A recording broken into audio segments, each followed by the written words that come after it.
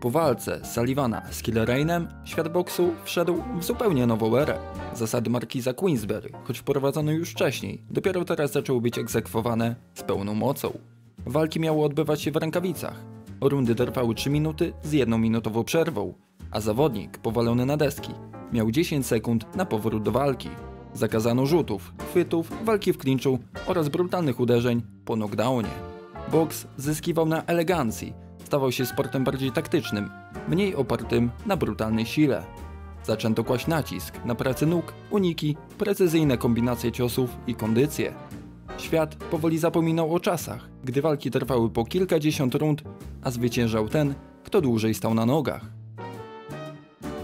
Dla John L. Sullivana, ostatniego króla boksu na gołe pięści, nowe zasady były początkiem końca. Choć był niekwestionowanym mistrzem ringu, symbolem siły i odwagi, nie potrafił odnaleźć się w nowej rzeczywistości.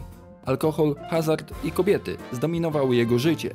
Niegdyś wzór męskości i dyscypliny stał się cieniem dawnego siebie. Słynął z ogromnej siły, ale nie rozwijał techniki. W nowym boksie było to niewystarczające. Nie interesowały go uniki ani strategia. Wierzył, że wystarczy jeden cios, aby zakończyć walkę.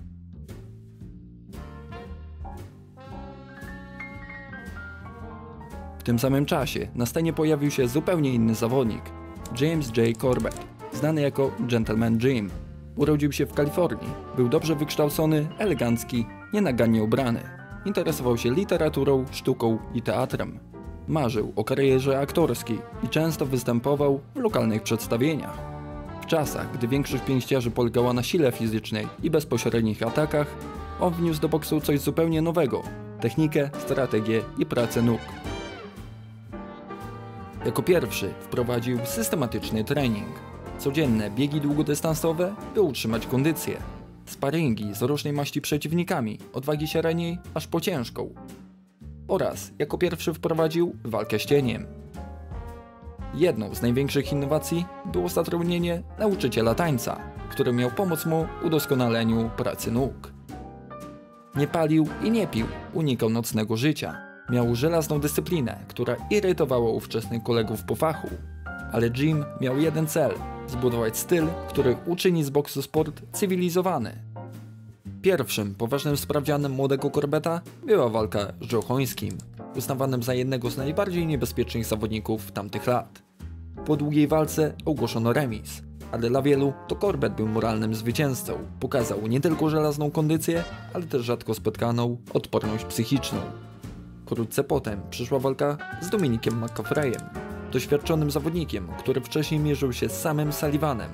Starcie odbyło się w Nowym Jorku. Tym razem nie było wątpliwości. Corbett wygrał zdecydowanie, prezentując boks, jakiego jeszcze wcześniej nie widziano. Zamiast brutalnej siły – elegancja, zamiast chaosu – chłodna kalkulacja. Prasa zaczęła pisać o nim jako o symbolu nowej epoki. Człowieku, który zamienia ring w scenę, a ciosy w sztukę.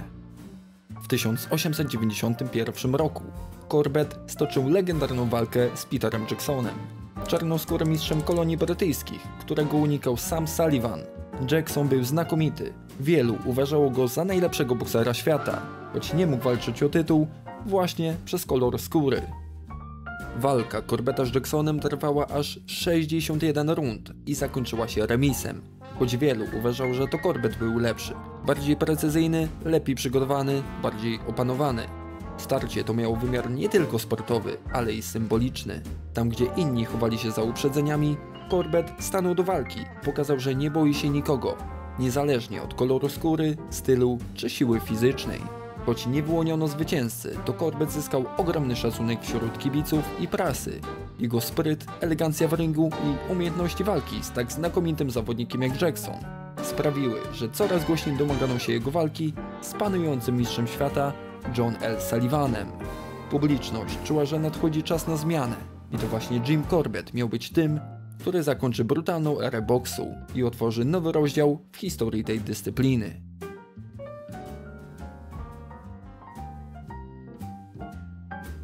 10 września 1892 roku w Nowym Orleanie na ringu stanęło dwóch ludzi, ale tak naprawdę zderzyły się dwie epoki.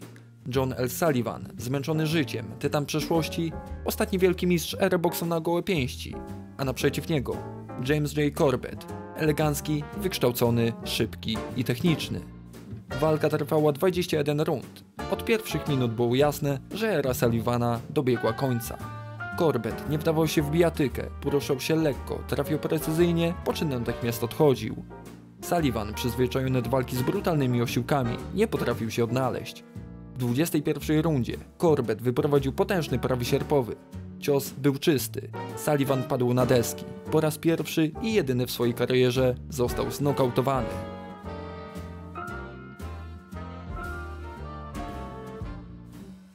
Ten pojedynek był nie tylko walką o pas, zakończył pewną epokę. Corbett został pierwszym mistrzem świata wagi ciężkiej według zasad Marquiza Queensberry. Nie zdobył tytułu siłą, lecz głową. Tamtej nocy boks pożegnał swoją brutalną przeszłość i wkroczył w nowy rozdział. Rozdział techniki, strategii i klasy.